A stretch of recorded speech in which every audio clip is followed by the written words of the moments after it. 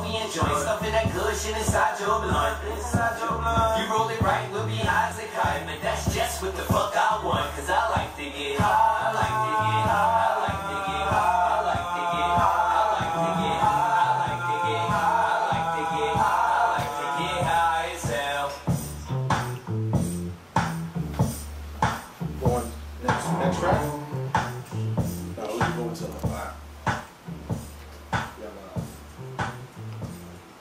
I like to get, yeah, we back, it's Friday, it's about that time. Yeah. What up, A Squad is here. I got a special guest tonight, Mr. Hommy Hom. Alright. We're gonna get into a real situation with him. So, I'm looking at his CD, and as you just heard, we got Uncle Snoop on the track, bringing them in. Snoop got them beats. I like that. Had my head bumping. I mean, that is definitely an Uncle Snoop sound. With that funk. Yeah. So the chemistry is there.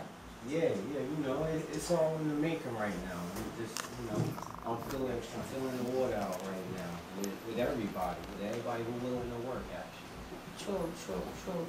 So Hommy, let the people know who you are, where you're from. You know, we talk, but you need to talk to the people. I'm the voice of the people, so talk to the people. I'm from New Jersey. I'm from East Orange. I spent a lot of my childhood in Newark and Irvington. Okay. So Essex County. I'm an Essex County baby. Okay. You know, yeah. The roaches and the rats and the mice. They in there. They in there. Can't you leave know, out. but you know, I'm on that come up like everybody else. I'm chasing it. I ain't there yet. I'm on my way though. I'm on my way. Humble brother, y'all. Humble brother. Don't forget to call in 973-536-1165. This is A Squad coming to you live with Hommy Hom. Meet the young brother. I'm telling you, he's talented. I like that. You see me blushing on a certain line, didn't you? I was blushing. Yeah, you know. You got a little How was it working with Snoop? Oh, it was awesome. I mean, Snoop is everything that you would think it was like, you know. Like, a lot of people don't live up to the hype. Like, you meet them, they so wild and animated on these songs and stuff. You meet them, and they just, like, all calm and humble. Nah, that smooth, cool, slick motherfucker. He's like, Snoop that he really portrays, that dude. that's what he does, huh? He really that dude. How were you able to link up with him? Huh? How were you able to Well, I mean, Fate, we chased it, you know, my partner, my homie, Young Dude, you know, he was on the case. We always knew, we always had the gut feeling that it really just was a situation of me and Snoop laying knives on each other and something that happened, you know. And we put it to the test. He found out he was going to be in Mount Clear. He came home, so, you know, come home, you got to meet the local champ. So, you know, I came and I went down and I hollered at the dog, and the dog hollered right back. I mean, it wasn't even about music in the beginning. It was just like, oh shit, put that mirror down and let's talk. I can imagine the session. Was it cloudy? I can imagine, yeah, right? You know, to be honest with you, the first meeting, I mean, he was super humble, super smooth, super cool. Like, it was about the business. I mean, like, you know, he just immediately made me feel like he was on the same level. Okay. Like, you know, that ain't true, but he made me feel comfortable like that. I left feeling like, you know, like I was a fucking platinum selling artist too. I left feeling like I was a platinum selling artist too. Like, it's my homie, like, you know. It's coming. It's coming. Got to start somewhere. The reality, you know, it settles in. Like, this dude a pioneer. Definitely like, a pioneer. He heard some things that he liked it and he reached out. I mean, it was awesome. Like, it all started off like just looking on the internet and looking at comments saying, nah, this ain't real. This ain't really Snoop Dogg. Somebody done made a Snoop Dogg page playing with me. But he's real, and he's actually on the inside cover of your CD. Oh yeah, I mean, you know, like I said, he's been real supportive. Like, he actually reaching out to a lot of younger artists who trying to make it come up, and I'm just another one on that he ran across. You feel like, you know, I got what it takes. I just need that little break. So he give me a little push. Is it okay to say maybe he saw himself in you, like, you know what? He reminds me of myself when I was trying to get that Dre. I don't know. I mean, like, I would hope that, you know, he's still in that state of mind where he can remember them days. You know, he definitely not living them no more. I think he is in that state of mind for him to actually do what he's doing with you. Yeah, You know? I mean, I honestly think that, you know, this dude, like, I knew it, that, you know, out of a lot of these superstars, that if I found Snoop Dogg, that it's a good chance this dude is real like that, for real. Like, he not going to be bougie, not going to sway me off. Like, if I was that type rapper, he probably would have just let me run up and rap to him. Like, and he would have listened and gave me the time of day and, you know, and gave me his honest opinion. So I always knew he was that type of dude. I found him and he lived up to every last bit of the shit that I ever thought about him. That's good money right there. Big ups to Snoop, man. Yeah. Big good ups luck to in the all whole your ventures. fucking Long Beach, you know. Actually, the whole California. I get a lot of love on the West Coast. They think I'm from out there. That was my question. I do never, you do a lot of you know, visits on out there since you know y'all collabing? Not too many, but you know, when every time I ever went out there, even before me meeting Snoop, like they always showed me a lot of love. The West Coast and New Jersey always had a relationship anyway. You think he ever let you tour with him? I don't know. I mean, you know, it's definitely something that I've been leaning into. Okay. I think we need a little public outcry for that. We need the people to say, "Come on, Snoop, where Hommy Hom at, man? We like the way y'all look together. We need to see more of that." Like, you know, when the people start saying that type stuff, you know, sometimes you gotta have the streets campaign for you. It worked for the locks. I mean, shit. Yeah. I'm from the era where, you know, hip hop and the people kind of worked together. You know, it wasn't like so much of hip hop trying to exploit the people. You know, it was more like they worked hand in hand. We were the people representatives, so they had no problem representing us and our agendas. Right. You know, the game changed, but the play is still the same. It sure is. But we were talking about this earlier, and you made some really strong points about how hip hop has definitely changed. You know, almost selling out, where everybody else around us is embracing the actual culture. It's about the buck. I mean, you know, I would like to see a day come again where it's a balance, where you know, we at least remember that this is a cultural thing. This ain't something that we just figured out so that, you know, so we could make a quick buck. This was a way of communication for us, you know? Sending out the word to the people and everybody be on the same page about that, right? Yeah, I mean, you know, I would like to believe that, you know, one day that we'll get that harmony. I'm on the streets. I hear the barbershop talk. I don't get too many haircuts, but I get shape-ups and stuff. I hear the barbershop talk. I'm in there, and I hear the streets. The streets want that real. They ask for it. They crave it because they looking for something, somebody in this whole big thing who they can identify with. All these, no. Let me rephrase that. Okay. I'm not just going to aim at everybody. But the majority of the people who are in the spotlight, they not about that anymore. They not recognizable. They not familiar at all to the people. The people look at them and they have no idea what it's like in these guys' life. You know? So I mean, you know, we from the era where you kind of identify with the rappers, you know, not just by their dress code, by the problems they going through and the frustration they feel, and you know. Because they was our storytellers. Yeah, but now they that's kind what it was of, about, right? the majority of them are they bigger than us. Like, you know, if we listen to their lyrics, like, to us, that's a fantasy world.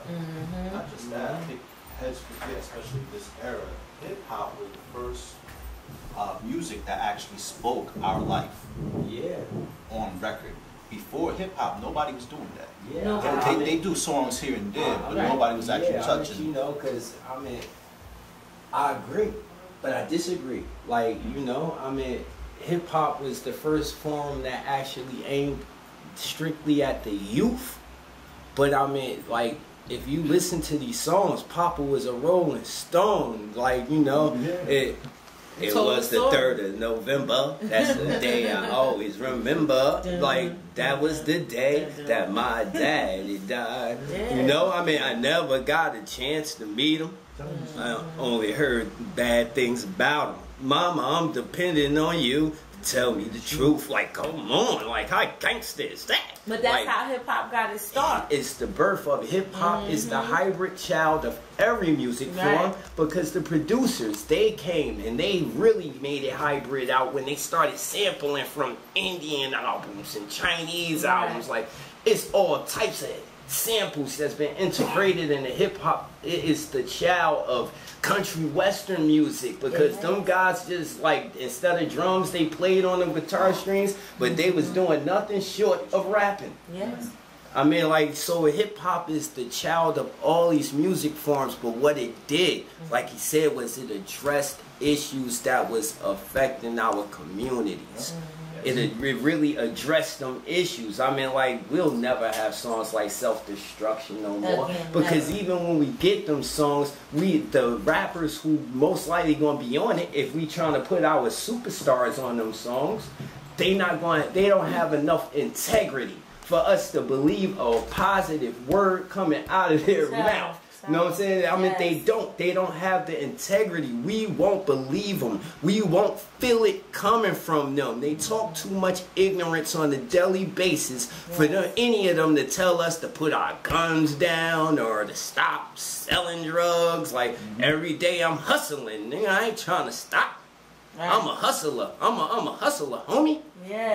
So, you know, I mean, like I said, I ain't aiming no shots at nobody, but pow. Hey, take that bullet. I mean, to the heart or to the head. I mean, hey, the game is real, and, like, you know, this is real life. Like, so when the lines start blurring, that's when the streets start becoming crazy. When the lines start blurring, because, like, we went from a keeping it real era to where you kind of, like, you had the credentials to show that you lived the life you was talking on that mic. And others wanted to follow you because they believed that you was really living that life. So now, you know, if you say it, these are the things we obtain, you know, these are our goals, you know. Like right now, you know, it's gotta be at least over 1 million people out there who trying to get that money so they can spend a stack on their belt. I mean, I would like just to spin a stack on my belt. Don't get me wrong. I have no problems with material stuff. I love that shit like everybody else. But it got to be a balance. I mean, like I said, this is a word. Like, the word even sound corny now because of today's world. Integrity. Integrity. Nobody has it no more. That's right. Nobody has it. Everybody is so flexible that they will bend at everything they believe in for a buck. David Chappelle, like, big ups to David Chappelle. Like, dudes like that, these are my heroes of today. David Chappelle showed some integrity and turned down a huge amount of money that all us would have been dying integrity for. Like, shit, we would have been dying integrity for that. What they say, 500 million? Shit. We would have been dying integrity for 500 motherfucking million. So, hell yeah, we looking at him like he on crack or something. Like, yo, man, come on. That shit ain't nothing that, you know. But, you know, he got that integrity. Like, you know, like, that dude, to me, he was, like, that dude my hero. Like, Comedy Central was asking him to do something that he didn't want to do. You know what I'm saying? And he didn't have to do it. He wasn't hurting for money like that. Shit, who can't eat? We could all use an extra 500 million on it. But I mean, you know, they was asking him to do something he didn't want to do. You know, like, I'm gonna be real. I'm sorry to interrupt. I had a dude I looked towards as a mentor, big up to that Bahamu. And my man said, that, you know, I came across. To me, it was a challenge. I was offered to DJ for Coca-Cola. I think at the time they were willing to pay me like $10,000 to DJ a show for them. I was like, fuck yeah, you know. Thinking about it, I need that money, but at the same time, I have beef with Coca-Cola. They actually sent an assassin out to Colombia and murdered one of the top boycotter leaders out there. Yeah. Wow. So I'm part Colombian, so that to me, I held that. So, you know, the more and more I thought about it, you know, I turned to the dude that I looked towards for guidance, and my man said, you know, there was a lot of stuff that I went through in my life that I was offered that I turned down because of my integrity. And looking back at it, I would actually do it. And when I asked him why, he was like, because everybody that had my back then, for whatever cause and reason, don't have my back. And it's that type of thing that I feel like, unfortunately, we don't support our people enough. As much as we can talk here and there, like, yeah, you know, we're down for the cause, blase, blase, buying a shirt that represents somebody politically that, you know, did something isn't really representing, you know? Yeah. So, like, when you, and half the kids who will rock something as long as it's fashionable, but not know the story. Yeah. You know, I used to walk, Springfield Ave right here in Newark, and I've gotten stopped, like, yo, why you rocking Marcus Garvey? I'm like, dude, I can tell you right now, Marcus Garvey is the reason that they hired the first black CIA agent, 008, that was his number. Black Star, I know my Marcus Garvey, I know my history, his history and mine. Right. With that being said, it's the support that we as a people lack to give each other. And it's important that we look past images, sounds, religion, and anything else and just learn how to support each other. Because without supporting each other, we can never move on. And that's real fact right there. Yeah. We get too caught up into the media's eye of, oh, that dude think he better than me. Nah, son, it ain't about that. You know, even if he was better than you, what's the big deal? Yeah, but And I don't mean that in a form of disrespect. What I mean to say is, okay, fine, he thinks he's better than you. Right. Okay. That's his opinion. Is there a reason not to support him? Right. Outside of that, Right. if the brother is making moves and he's improving our situation, what's the big deal? well, I mean, You know what I you know, we in the world of hip hop anyway, so it's something wrong with you if you don't think you better than everybody. Exactly. You know? That's rule number one to being a rapper. You gotta feel like you an unstoppable force. You know, but what I meant when I was talking about the integrity thing, right? Like, I don't mean so much like integrity as in the eyes of the people. You know, I could care less how the people look at me. It's not the integrity of the eyes. It's the integrity of being able to look at yourself in the mirror. Sure. To being able to look at yourself, the way you look at yourself. You know, like, you know when you did something that go against everything you stand for. And this thing is going to have a ricochet effect. Yeah. So if it is a malt liquor company that you know that you really have beef with, or it's just really against your beliefs, like, you know, I remember a young Nas, you know, used to have issues with doing malt liquor commercials and things of that nature, like, you know, and I believe he was really thinking about the backlash of it when he walked by the hood and the young dudes, you know, they drinking that because he helped make that cool. Right. He helped make that a fashion statement, you know? And that's a grown-up beverage. Like, hip-hop is a young people's music form. That's why I just, not too long ago, a couple of shows back, bigged up Jay-Z for, you know, the Tom Ford song, because you got everybody singing about Molly's and E's and all these other drugs. And, you know, that's the first thing these kids are doing what you saying in your song. Yeah. So, you know, I think it's a balance of influence. I mean, the influence is always there. Like, if they do songs about the drugs and not the drugs is here. We're in the hood. Yeah, we know that the drugs is here. Mm-hmm. Rappers only rap about what's going on in the streets. Sure. Molly hit the streets before it hit the track. Mm-hmm. You know what I'm saying? Believe that. Before Molly hit the studio to get on that track, Molly hit the streets. The street became the new craze on the streets, and anything that becomes a new craze on the streets, they're going to talk about. But it's kind of like what Kanye talking about. Everything got us capitalizing on us on everything. So, I mean, even though it was an awesome thing that he came out and him having an influence, he said just that line alone, I don't pop Molly. Like, that's awesome. Coming from Jigga Man, like one of the most influential rappers of our era, coming flat out his mouth saying, I don't pop Molly. He could have just said that line and he was all right with me for that, right? But you know, I mean, you know, it's still a materialism thing. You know, we all selling something. We selling Tom Ford on that song right there. I mean, you know, I hope Tom Ford, well, you know, it's Jay-Z. You better know Tom Ford cutting that check. You know what I'm saying? But I mean, like, you know, in the end of the day, I mean, like, I appreciate rappers like Jigga. Jigga never oversell himself. He never claimed to be anybody's savior. You know, like he always lets you know he here to do what he do. He gonna ball till he fall, and we just like to hear him talk about it. Yeah. You know? He took rap to another level. Yeah. I mean, business-wise too. Yeah, that's what I mean. Yeah, you know, he made what I would like to say a grown-up rap, so to speak.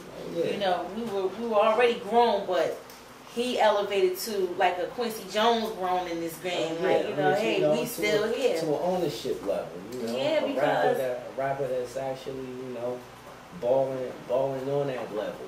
You know, he took rapping. Well, him and a couple other people from our era took rap to a whole nother tax bracket. Yeah, that's what I'm gonna say. They took hip hop to another tax bracket. Because them Simmons men, they was the start of it. I mean, it's making room though. It's making room for the next one. Yeah, because I remember when rap didn't have too much of no type of love. You know, I remember being in court over rap and what you're saying, and we don't want this, and we trying to ban that. But now rap is on commercials. Rap is a part of anything, movie, you know, or they exploit us at every twist and turn. I mean, you know, and it's really just about us finding a way to exploit ourselves. I think that we stumbled across something good when we started falling into this sense of everybody trying to do something independent and everybody trying to find a way to do it themselves. We stumbled across something good. Now it's going to be extra hard because the people who have this thing monopolized, they pulling their money out. They not happy about people trying to find their own way, and they're going to make you suffer for trying to find your own way. You know, when you trying to find your own way, somebody trying to hold you down, they start trying to make you suffer. They stop supporting, they stop helping you out so that you got to crawl through the mud to try to get there. Because they don't really want you to get there. No, they don't. You know, so they I want mean, to monopolize. Right now, you know, we finding ways to break into this monopoly. It's going to be dumb hard. And we may never be as successful as, you know, as the people who run it now, but we on our way. And what I wanted to say was, with all of that said, hip hop alone can't stand alone. It's everybody gotta want the same thing, but we know that's not really gonna happen with some people making money, some people not making money, companies feeling the way they feel, and that's what you're saying right now. It gotta be bigger than money. I mean, like, if people would, you know, really pay attention in a minute, it's not about to be about money anymore anyway. They playing games with the money. I mean, the money is the exact color as Monopoly money. You ever paid attention to that? Yeah. It's the same exact color. Like, they playing games. We are dealing with Monopoly money. A quarter cake is 75 cents now. And give it 2 more months, it's going to be $1. I mean, it's the same exact size. They playing games with the money. And we so dependent on the money and the money system, we lost that sense of togetherness. So when they do crash the economic system on us, we're not going to know what to do, you know? I mean, I think hip-hop used to be a savior. Hip-hop told us, it gave us this sense of togetherness where we was willing to struggle together. Now it's like, shit, I ain't struggling with you. You struggling, I'm getting the hell away from you, and I'm fine on. And your money ain't long enough. Yeah, your money ain't long enough. And your team ain't strong enough. You can't even sit at the table with me. No, you can't. Your arms ain't long enough to box with God. No. You know? So, I mean, you know. Iris, I mean, how you feel about all this, man? You want to jump on it? I was told this one quote, I forgot who said it, but my boy related to me. He said something like, what happened wrong with the struggle is somebody came up with the ideas that they can get paid for it. And they were like, yo, we can get paid for this, let's make money. And that's what went wrong. Yeah, but see, right there. you know what happened?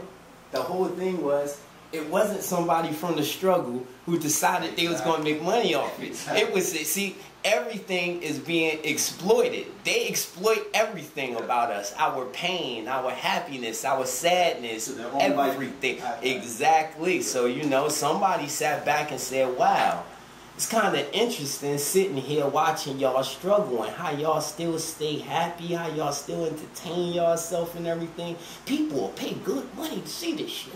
And then, you know, I mean, see, I think it's wrong when we do that. You know, like right now, that's why I'm running my street campaign now, because I'm on the streets now. This is real life for me. Like when I leave, I'm still dipping the strays and the raids and things of that nature. You know, I'm still dipping and ducking. I'm not in the safe haven at this point. You know, I feel it's wrong when artists who have made it though, you know, they don't come back to show that love. They come back to exploit the ghetto because they know the world's still interested in seeing what the ghetto's doing. I believe when your lifestyle graduates the ghetto, show us that. We don't need you to show us our lifestyle if you're not living it anymore.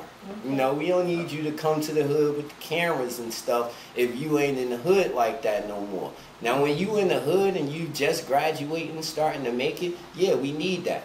Because we need to know that you understand that we help push you there. Yeah. You know, but once you make it, we need you to show us that made it life. You know, we don't need you to come back and act like you out here hustling, because we ain't seen your ass since you signed the check, since you signed the deal. We ain't seen. So, you know, we don't need you in the videos trying to act like, you know, you out here living that life with us, because you're supposed to be our inspiration. You're supposed to like be showing us that it's something better than all of this.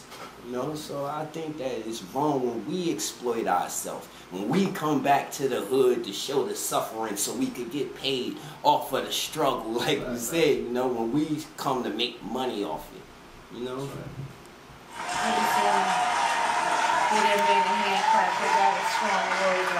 So, you know, just a reminder, this is A Squad Radio. We with Hommy Hom tonight. Please call in 973-536-1165. What's your project coming up? Well, I'll let you know right now. I'm just floating around trying to make as much noise as possible to build that way, to build more work to my brand. You know, my brand is pretty strong, but you know, it can always stand to get stronger. So I'm just pushing right now. I got 2 singles that I tuned out. You know, one joint called Free. It's kind of the alternative type, you know, Woodstock type of song. You know, it ain't about, you know, about that, but I mean, like, you know, it just got that strong sense PM Dawn on. PM Dawn, that strong sense of, you know, I mean, standing up for your rights type of song. You know, it's one of them kind of songs. Like, then I got the Rotate song. That's for the ladies, you know. Okay. For the grown ladies. Is there any special ladies? Right now, you know, I don't want to hurt anybody's feelings. That means there's more than one. Thank you. Thank you. Just come on, talk. I mean, you know, it just really means that I don't want to hurt anybody's feelings. I don't play with people's feelings. I've hurt people's feelings. I had my feelings hurt before, and I believe there's ways to go about not having to do that, you know, and it started off with not really being involved. Okay. So you're the first rapper who's come up here to tell me basically that you don't want to hurt no one's feelings. But is it to the fact that you don't have the time for a relationship at this moment because you're so well endowed into this? I just don't want to hurt nobody's feelings. I mean, I'm going through something right now in my life where, like, you know, my drive is off the chain, and I don't know what I'm gonna do. Specific drive. I might. Can I ask the specifics of the drive? Well, what drive are we talking? Sex drive. Okay, I was just wondering. I mean, you know, I don't know. Like, I like them Puerto Rican, light skin, African American, Indonesian. So, like, you know, I don't want to be committed to nobody right now, and you know, meet the woman of my dreams tomorrow. And now I gotta make a decision. Am I gonna hurt somebody's feelings, or am I gonna sacrifice my own happiness to avoid hurting somebody?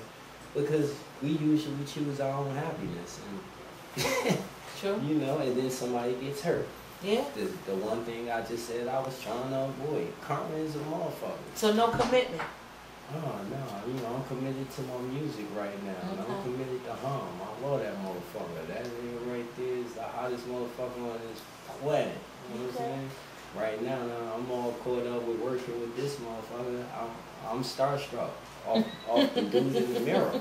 Hey, ain't nothing wrong with that. Nothing at all. Music lovers that follow you, get in touch. Oh, I meant, you know, I purposely made every link for me at Hommy Hom 1. So, you know, at Hommy Hom 1 is the Instagram, at Hommy Hom 1 is the Twitter, at Hommy Hom 1 is the Facebook, you know. So You can't go wrong. It all starts you off can with remember- Hommy Hom 1. if you can remember Hommy Hom, if you can remember my name, you can remember how to contact. And that's Hommy. H-O-M. Hommy Hom. Yeah. And he says he got the Facebook, Twitter, and You know, the And IG. I mean, you know, I'm trying to stay in touch with everybody through these social networks. I'm not really a social network person. Okay. I'm from the get up and do it yourself era, but you know, these social networks is definitely a godsend for everybody who's trying to, you know, be more than one place. True. So, you know, I mean, it is what it is. I have no choice but to move forward with the future. All right. Well, we got Hommy Hom here on A Squad Radio tonight. You know the number, 973-536-1165. Maybe you want to say hello. Yeah, Maybe you got a question. You know, Maybe it's might something you wanna got know on your why I mind. ain't doing the battle circuit no more, and I ain't telling you until you call the next. Oh, if you don't man. call the next, Somebody call it now, please. I want to know. I'm not giving that answer out unless somebody call the next for it. But you know, as many comments as I get, you know, they want me to come to URL Grind Time. They want me there. Oh, in that battle scene, I guess I left an impression last time I was in that gladiator ring, because they like Maximus. Okay. You know, they want the kid back Chant. in there, you know. Ain't nothing like when you start getting that chant, man. That means you doing what you're supposed to do. Yeah, I mean, I think, you know, it's just the ancient art of entertainment that, you know, people kind of miss. That pull it off the fly, that chill down your spine, them goosebumps you get when you hear somebody say something amazing and you know they just made that up out of nowhere, like, you know. That's the soul. It's this feeling that you get, you that's know, the that soul. yeah, it's like when you hear a singer who really can sing and he hit that high note, and that's just like the Eddie Kane part in 5 Heartbeats when he was at the Apollo and got booed when he hit that first note. That shit right there. And his mama stood up and put her hands up like she was trying to give God a 5. Like, oh yeah, that's that feeling right there, you know. So that's the feeling that people get when you just like pulling it out of the air. It's magical. It's an art that they don't see no more. I mean, you know, the battle scene now is more it's more put together, it's more organized. It's not wrong with it. It's more organized now. And I was coming from the era where it was on the fly, like a kung fu movie. Like you could just be walking down the street and somebody just challenge you, like I challenge you right now. Yes. You know, I feel about the whole, you know, take a while, write something towards this person you're battling. You know, I don't know how. I'm not knocking it. It's just kind of like cheating to me. It's like, you know. I mean, What happened to the what happened off the top of the head? Like, I just, you know, I'm not that passionate about no other rappers. Like, I'm not, if I can't write about anything I'm not passionate about. And I'm not passionate about none of these rappers. Like, if I sit down and write something about you, I have a personal issue with you. Okay. I don't like you, or something you did was on my mind enough that when I sat down with my notebook and turned on the tracks, you was on my mind, or the bullshit you did was on my mind and ended up in my rap. Like, I'm not sitting around and writing. I can't think of it. None of these people are that important to me. No disrespect to nobody, but none of y'all that important to me. I'm sitting down, once I start putting my concentration into it, I'm trying to make a hit. Okay. I'm trying to make a hit song with some content that's likable, that's entertaining, something that people actually want to listen to. I'm not sitting around pressing my brain trying to write about you. I'll come up with that on the fly. If I can't think of nothing right then and there, that means you really just was unimportant. And I couldn't even think of what to say about you because there's nothing to talk about when it comes to you. I guess so, because I mean, that's what freestyling was all about. Like, you had to get in front of the person, and I mean, if he had a mark on his shirt, you went on the mark. If he had a fresh scratch that wasn't there last week, you talk about the fresh scratch. What happened to that type of freestyle? You got to talk about the now. Don't get me wrong, like it still happens, but what happens is it's not the artists who do that most of the time. It's like the fans. Okay. The fans do that because the fans are not, the fans don't have nothing at stake where they lose face if they don't come off with something super hot. It's no pressure on the fans when they do this shit. Like, I guess once you reach a certain plateau, it's an expectation level of you. And you don't know if you could reach your expectations when you're freestyling, when you're pulling it off the fly. You have no idea what you're about to say when you're doing that for real. So, everybody want to save face. Nobody like brave. It always take that one brave motherfucker to just not care what the people are going to say or what the people going to think. And that usually makes the best artists, right? I mean, once what happens is that one person comes, they take a stand. They do what everybody else was scared to do. Now, when it's successful for them, everybody begins to do that shit. Right. And the game gets saturated with people doing that. What that person was doing, right? I mean, like when with the Jay-Z and Biggie thing. I mean, right. Biggie and Jay-Z, like if the game was still based on talent, they would have started an epidemic with this talking about they just go in the booth and just do it. Right. They don't write no more. I mean, I'm to each his own. I can freestyle all day, but when it's time to work on that album, I'm gonna write it. Hey, that's where it started. It's to each his own, though. I mean, like the game will never be at that level, or every song would be so sick. Well, maybe these guys are. I mean, like now that I'm thinking about what I was just about to say, I was about to say that every song would sound really simple if we was just like all going in there freestyling. But with that said, maybe a lot of these guys are going in there and just freestyle. I think a lot of people got caught up with the whole Jay-Z Lil Wayne. Oh, they don't write? I'm going to the booth. I got to say it right now. But they forgot at one time they were right. No, I believe they still were right. I believe that these images is just getting pushed around. Right. It's like, all right, everybody trying to do something to outdo the next man. So it's like, all right, I made $500 million, but that next dude gonna say, all right, nigga, I made $500 million too, and half the time it took you to make it. And then there's some other guy who wanna come and he gonna have this other one, and something else that he think that everybody always gonna come and think they got one up on the last dude who did it. Nobody pays homage to the last dude who did it anymore. It's all about trying to outdo the last dude who did it. So I mean, the game is super duper competitive right now. I mean, I want to be one of them figures who like kind of speak up and say a lot of the stuff that people. But I understand my position. I gotta be one of the people before I speak to them. Sure. I mean, I outgrew a lot of the things that, that people might expect of me, but I still have to show them that side of me. Like, I still have to allow the fans and the people to grow with me, even if it means that I have to, like, go back in time and show them sides of me, just to let them know if there was a wild side. There was a side that didn't give a damn about none of that. It was a side that didn't give a hell about give a fuck about your husband or none of that stuff. Like, it was a side of me that did all that. And it's a respectful side. We're human beings. We all contradictions. We mature. We want to do good, we do bad. I mean, the shit happens. You know, we got good intentions. Shit just happens. We far from fucking perfect. I think that our music just need to reflect it a little bit more. Sure.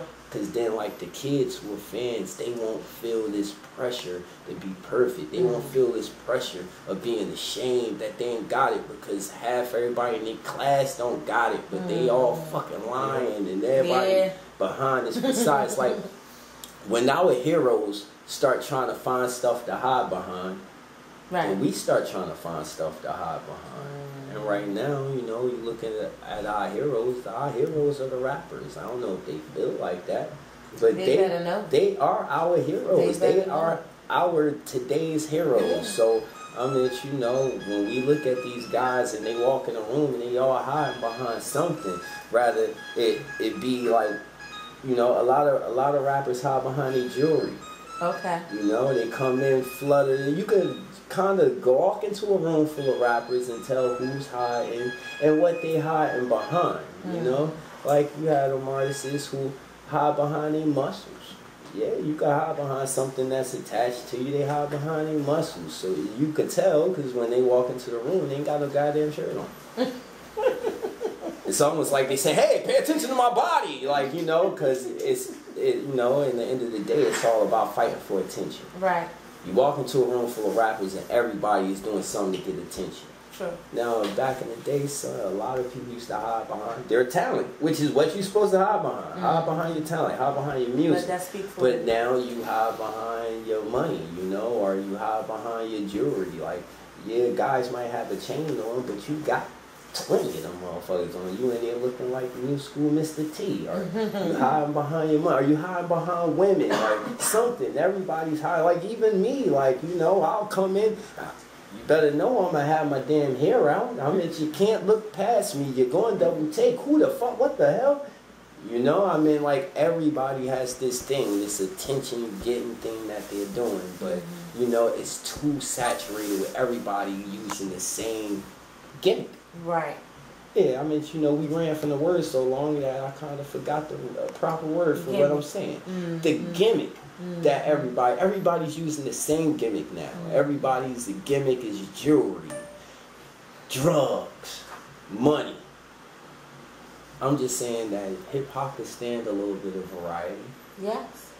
I'm not saying we gotta go crazy with because it. Because and you know, from our era, did not talk about all the same things. You had somebody talking justice, somebody talking righteous, somebody talking crime, somebody talking drugs, somebody talking money, somebody talking about abuse in the house. Whatever it was, there was a variety. Yeah. And we're lacking variety. That was a good point. I was having a conversation with one of my dudes on the street level, and we was discussing how personality-wise, the majority of the rap game is all the same person in a different body, with different faces. Right. All their opinions is the same. They all talk about and represent the same exact thing. One way or another. I mean, literally, you know, I mean, it's not even to the point where you gotta pick and choose little certain things. I mean, they are literally like all the same person in different bodies with different faces. But if you look at the personality that's behind there, they're all the same person. We could stand a little bit of variety. Somebody who, you don't have to wanna be poor to not be like money to rule your world. True. You don't have to be advocating poverty for you to say that money don't rule your world. Right. In reality, you need the things that you use that money to get. You need food, you need water, you need shelter, you need clothing. If it was a way for you to get this stuff without getting money, would you really need the money? I guess not. I mean, you know, think you would? And we'll run into a day where money will be, you know, shit paper and firewood. Well, that day has really come and gone already. No, I mean, you know, we'll literally come to that day when, you know, when they finish working on us and they turn this credit into the new currency. I mean, you know, we moving slower and slower into it. They baby feed us things, you know, they spoon feed us. Like right now, they training us how to work the credit system.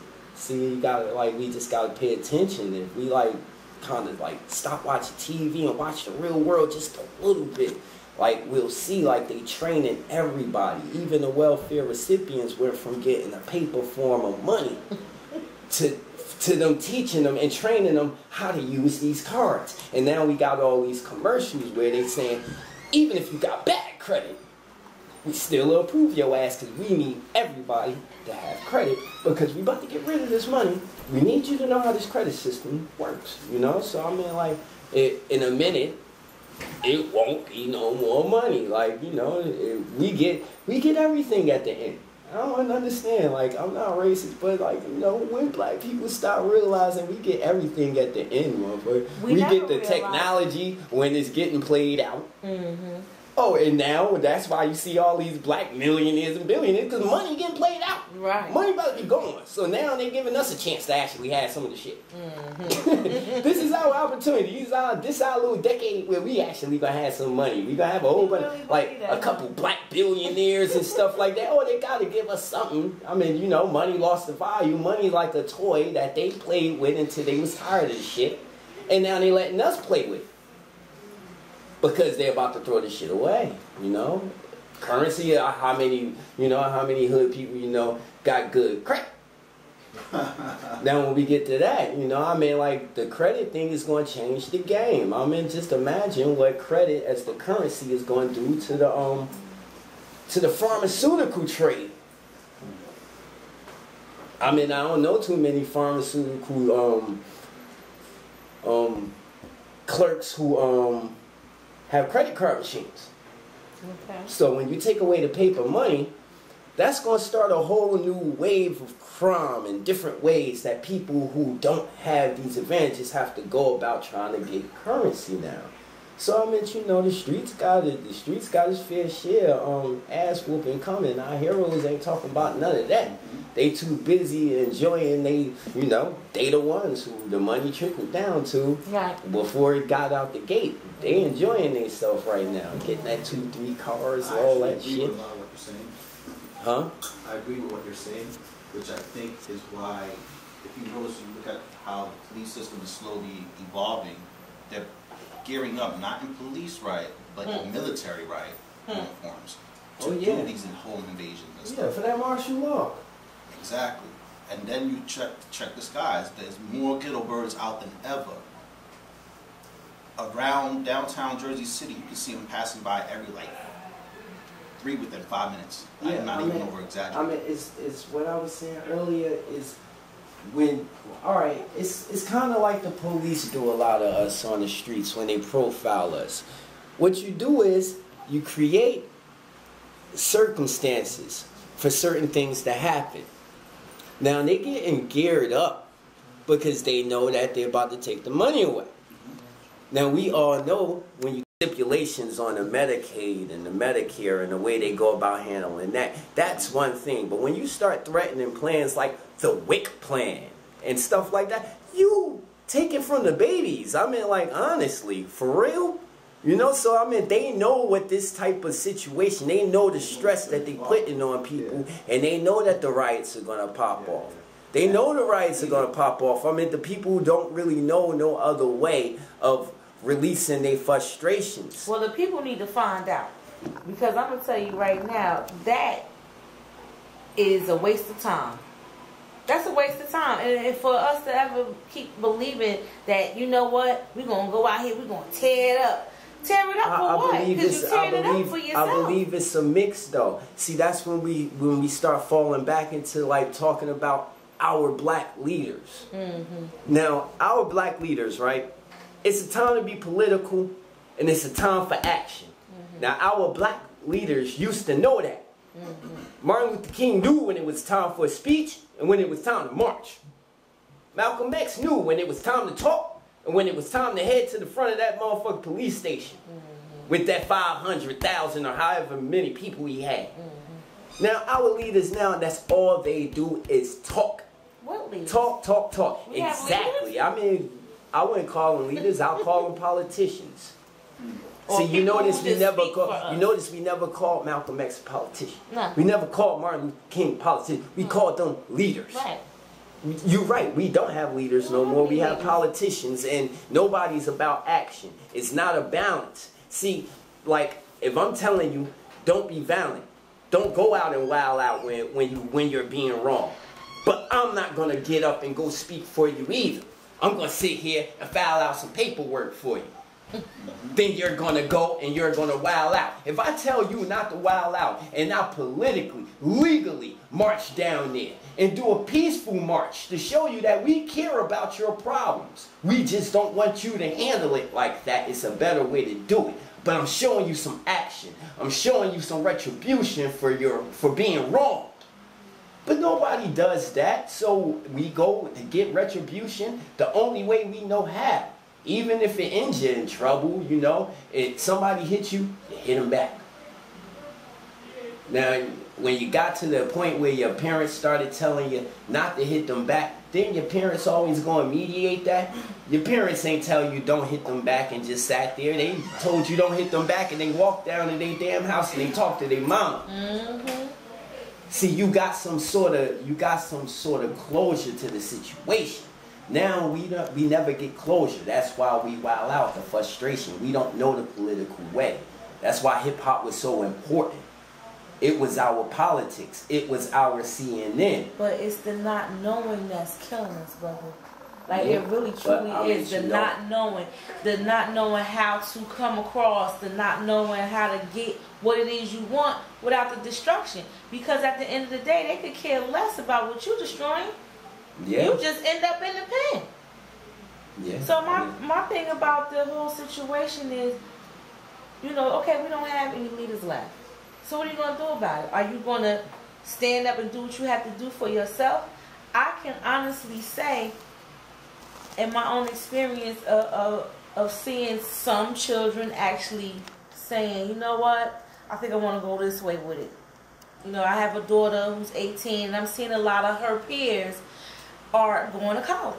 Whereas when I was coming up, not everybody was going to college, and everybody is not still going to college. But I'm just saying the mindset is a little bigger now for some of these younger children, but it's not a big majority. Yeah. And that's what's scary, because it's blatant disrespect, and I'm talking for elders, for themselves, and for any way of being better than just working in a little 9 to 5. You have to remember how far we came. Yeah, we've come very far. That's why I had to say just how that. far we have came. Mm-hmm. So I mean, when we start backsliding, you have to remember how far we came and how far we are capable of backsliding. You can backslide all the way to where you begin. So you have to remember where we started from. Our initial leaders had to convince us and tell us that we were somebody. But we had that much self-worth for ourselves, where somebody had to tell you that you are somebody, you know? I mean, like, so we are them people, you know? And you're saying we don't need anybody to tell us that we're somebody anymore? When you stop building people up, mm-hmm. and you start letting them go into turmoil, then they're going to backtrack. And a generation or 2 hours were unwatched, unguarded, and uncared for. And this is the generation that we're dealing with now. Right. That's out on the streets. Mm-hmm. You know, the generation that's making news, that's making the news, that's making the newspaper. You know, this is the generation. The 2 or 3 generations that we forgot, we abandoned. This is our fault. Like, we have nobody to blame but us. As a collective, we allowed this to happen to them. We didn't care about them at all. We just left the young guys to go for self, you know, and they don't know what to do. The young girls, we left them for self. Most of them is fair game. Right. I mean, like, you know, it was a time where the children were cared for. I mean, the community cared for the children at one time. You know, so I mean, when we get back to treating these kids like sons and daughters instead of friends or comrades, or, you know, or people who we can have relations with, then they'll start acting like children again. You just gotta G-check them. Okay, well, that was definitely a good something to talk about, man. I'm gonna have to wrap it up a little bit and pay some bills. Alright. Huh. You got any shows, any tours coming up? You want to tell the people about? You know, I'm open for bookings. I'll definitely be on that stage at the Key Club on New Year's Eve. Okay. I can't think of a better way to bring in the New Year's than headlining. So you know, I believe that on 31st. It's January 31st. Look at it. January 31st. January 31st. So correction, January Shout out Top 31st. Huh? At the Key Shout out Club. Top Oh yeah, definitely. Shout out to Top Mics, you know. Oh man, while I'm giving shout outs, let me give a shout out to PAP. Champagne. Definitely a shout out to Champagne. Bubbling. Alright, give a shout out to the Romas. Give a shout out to all my peoples who out there in East Orange, over on Park Ave. Definitely give a shout out to all my peoples that stimulated. My family over at Goliath. Keep talking. Alright, I mean, you know, for the most, hey, I'm not going to be giving too many people credit right now. And I'm trying to fight to make my way there. When people start helping, they start getting them shout outs, you know.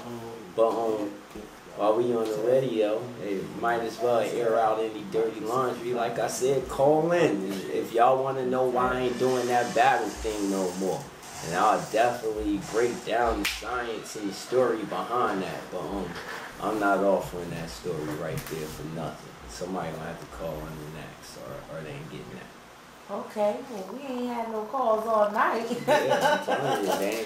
A few that called at a bad time. We do recognize those callers who were trying to call in but couldn't get through because of whatever. Maybe we were talking at the time, maybe commercial was going, maybe the DJ was mixing.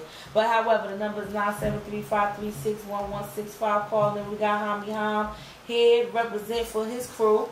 And that's the Hommy Hom crew, because he's talking about the man in the mirror, which is himself. Yeah, I mean, you know, I mean, right now, like, people know the movement. It's PAP. They know it. They felt it. They, you know, we made our rounds before, so they know what it is. Right now, we just try, like I said, we tired of doing things on a minor level, you know. Okay. We are major. I don't need a label to make me major. I'm major without a label. Okay. You know, and if I sign to a label, that's just, you know, just a bonus. But I don't need a label to make me major. The people make you major. Okay. When you become a major deal to the people, then you major. So, you know, I'm doing it the way that's supposed to be done. Sure indeed. We'll talk a little bit about the scene in yeah. Making movie appearances, huh? You trying to leave me out of that? 8 Mile? Come on, talk about 8 Mile and the man. I mean, you know, that was just like all that. You know, that was just a good space right there. I was in a real good space at the time, you know. Like I said, shout out to my peoples over there at Goliath, Paul Rosenberg, Dart Parker, you know. I mean, Riggs, yeah. Alvine, I mean, a lot of people, some of them moved around, you know, everybody ain't over there no more, but when I was there, this is the label, the management company that manages Eminem, you know. Paul Rosenberg is the president of Shady Records. He's also Eminem's manager. Paul Rosenberg. So, you know, once upon a time, Paul Rosenberg was also my co-manager. No, really? Yeah, so, you know. Is that how you made the connection? Yeah, so you know, they let me know that Em's working on a movie, sort of like an autobiography of his life or whatever. Okay. You know, I'm a huge Eminem fan. I wanted to be involved. And he's back right now. Yeah, you know, so we went to go and do the go and do the tryout for the scene. I was actually going for a bigger part. And can I ask what part were you? On the parking lot scene. I mean, okay. The cypher. They needed to make the cypher seem as real as possible, so they was like, hey, put Hom in it. Okay. Now you know I got to go back and watch this, right? You know. I got to go back and watch this because that's what I do. I got my good 10-15 seconds of fame. You know, it was an awesome experience, though. You know, And watching him at work, he's super duper humble. Did y'all get like a little, you know, just between rappers type thing battle going on just because you just got I mean, the like, love for the that music? dude is super humble, man. I mean, shout out to M too, man. Like, that dude is super humble. The situation that unfolded there was just awesome. I mean, like, he was another one of them dudes who's just so humble. He put me in a comfort zone. At no point did I feel uncomfortable, like, you know, as if I didn't belong, you know. Okay. As far as the rap thing, I don't know. I think most rappers now they only rap with their camp or people who they like, you know, who they working with on the project. I haven't seen like too many rappers just congregate and rap. Okay, well, we got some callers calling in. Caller, what's on your mind? Talk to me. Hello? Yeah, you on with A Squad Radio. This is Brandy K, and we got Hommy Hom on here. You want to talk to Hommy Hom? Yeah, what up? Show up, how now? What's good, my dear? No, what's going on? What's going on?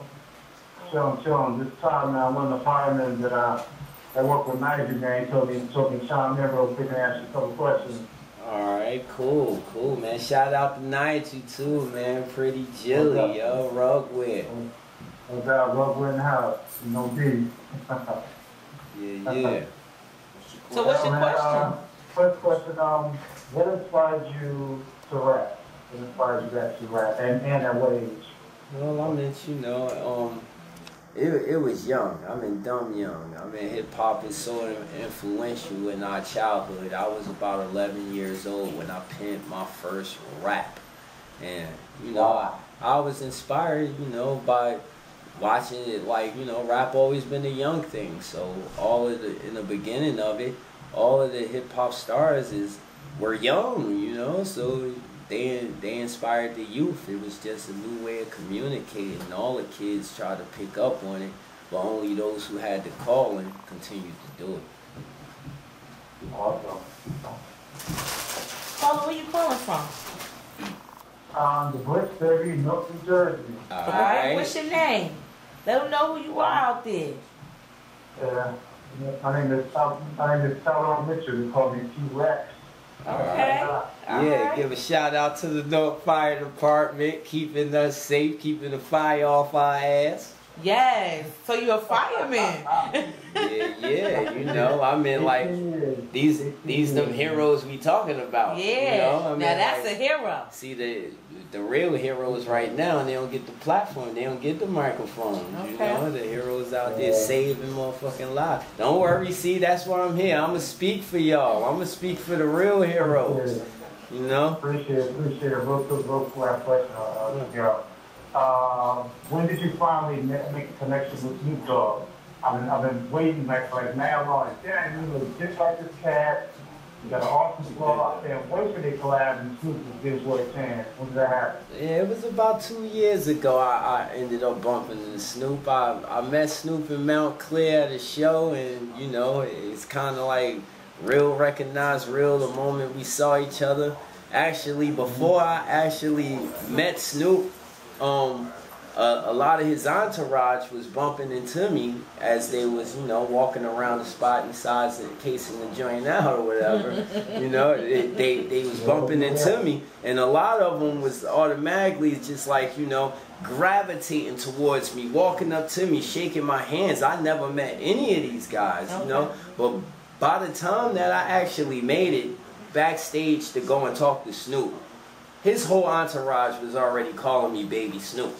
Yeah, I mean, his manager personally nicknamed me Baby Snoop, like before I even met Snoop. I don't want to disrespect you. I didn't want to say it earlier, but you resemble the brother so much, and you have people who don't like that because you know you don't want to be in anyone's shadow. So to speak. You want your own light, and you definitely have your own light, but you do resemble that brother. it's something that you can't run from resembling or kind of looking like somebody. I mean, I'd much rather look like a millionaire, successful rapper dude than to look like that bum you walk past when you walk past and walking down Penn Station. You was like, yo, don't you look just like that guy who was eating out the garbage? Like, no, you know what I'm saying? I'd much rather you say, so I look like the guy on television. We like that you called in. We thank you very much. I hope you call in T-Rex, man, much love. Thanks for the support. But we need to wrap it up because we have other callers coming in. No doubt, no doubt. God bless y'all. Appreciate it. Yes, take care. Caller, where you at?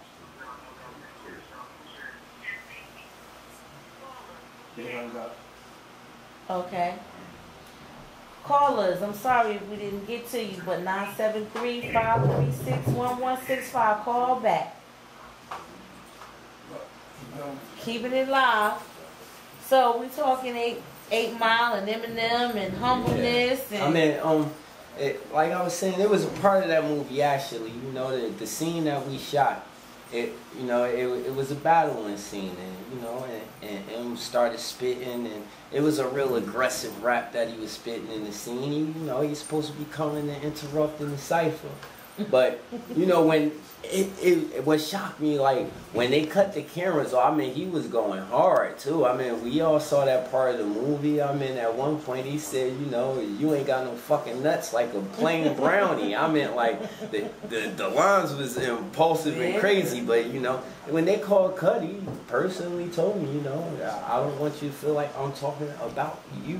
So I mean, like, M was super cool, man. Like, another shout out to the whole Shady family over there, Tracy, Mark, Paul, everybody, you know. we got another call. Caller, where you at?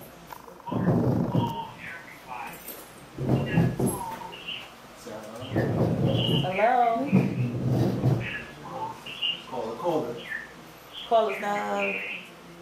Caller, are you there? Friday after that. Okay, call back. 973-536-1165. We here with Hommy Hom talking about his debut in 8 Mile. And I just want to give a little shout out right quick to Non-Fiction Productions.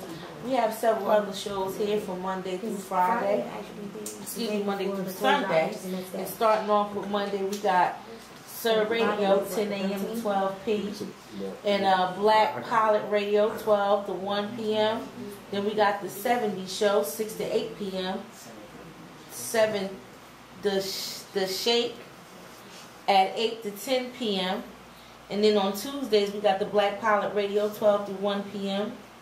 Then there's This and That Show, 5 to 7 p.m. The Shut Up and Listen, 8 to 10 p.m.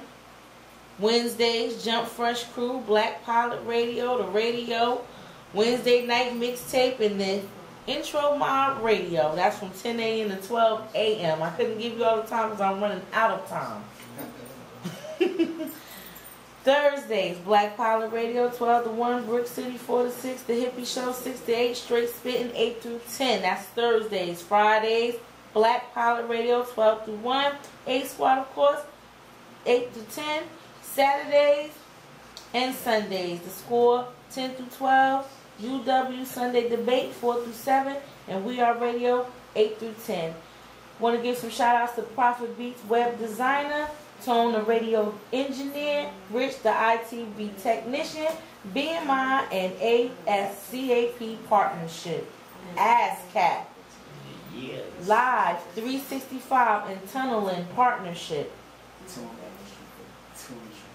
TuneIn partnership, at Hazy Non-Fiction Radio CEO, and at Ray Swag Non-Fiction Radio founder. Now that I've said all that, let me say this. We're running out of time, and we're definitely coming back to you next week, Friday, 8 to 10, where we'll have a special guest, Swerve One, in the house. And we're going to keep that party going. I want to lead out with saying thank you, Hommy Hom, for coming on in and bringing us on. Man. Thanks for having me. New Jersey, worldwide, you know, hold y'all heads, man. We going through it right now. We going to make it. And again, that's Hommy Hom 1 with all others that come behind it. Instagram, Facebook, You and know, Twitter. any social network that you could think of. When you go up there, type in Hommy Hom. And if I'm there, that's the name I'm going by. So, you know, I'm not hard to find. You just gotta be looking. So, my party people, drink safely, drive safely, make it home in this rain without anything to gain. Yeah, do everything safely. And I'm gonna let my man IRS take us out. Good night and be strong. Yeah. 1, 2, 3 in the place to G, and it is plain to see. I'm your host with the most, Big Snoop Dogg, aka Snoop Lion, on this mixtape. Shout out to my homeboys in Jersey, East Orange, Brick City. You know what it is. And right about now, we about to get off into this EP from my nigga, Hommy Hom. You know what I'm talking